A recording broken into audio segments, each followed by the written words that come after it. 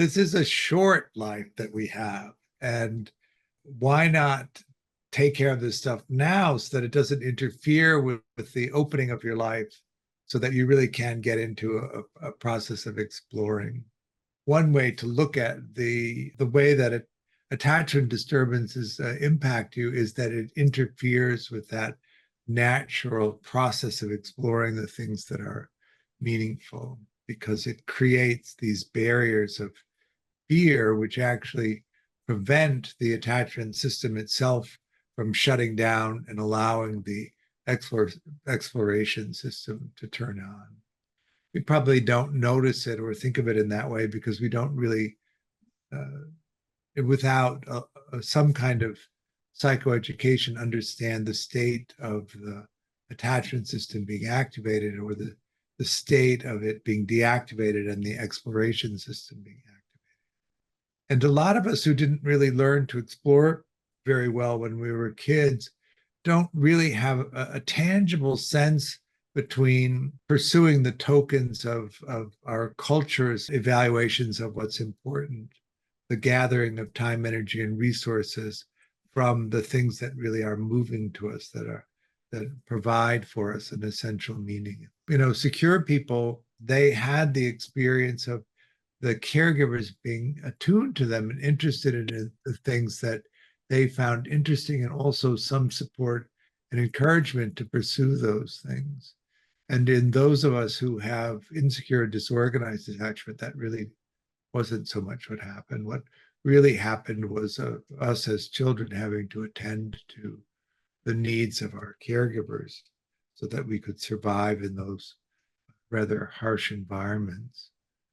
And if you haven't gone through a normalizing process where you actually understand how difficult those environments were, you might just think that that's normal life, as it turns out. We talk about security and attachment as being an astonishingly low bar. And I think that insecure and disorganized people so wildly overestimate what that means. You ask a disorganized person how ordinary security is, and they'll often express somewhere along the lines of a unicorn. It's just not something that you actually ever encounter. But really, what I want to talk about more is the exploration piece around how it presents with the different attachment strategies. Secure people are able to keep in balance the sense of secondary exploration. I like to call it the gathering of tokens from our culture and what it values, the gathering of time, energy, and resources that you need to survive and also support primary exploration, which is this pursuit of something meaningful. We often talk about it in our culture because of the way that our culture values things as a creative expression or an artistic expression. But if you were in societies, for instance, this is a meditation community where enlightenment was something that was highly valued, then enlightenment would actually be considered one of the things that you creatively explore. So how does that happen? How do we learn to explore as children, and how does the different ways in which people experience interference with the development of that exploration, those exploration systems happen? You're a child, you're attuned to by your caregiver, you're empathetically connected, so sensitively enough. The caregiver is actually interested in your point of view and the things that you're good at, the things that you're drawn to, and they encourage you to explore them. And so you begin this process of examining the things that initially are attractive to you, evaluating whether they're meaningful or not, and then continuing down this line of discovery, more and more oriented around the things that really matter to you.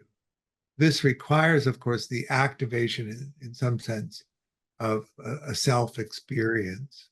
Have you ever been so concentrated on a task that the limited identity or that sense of self-consciousness is absent, and absent for a long period of time? I mean, it can be absent for hours, but then you come back into that self-consciousness and you recognize that you've been engaged in this creative activity for a long period of time.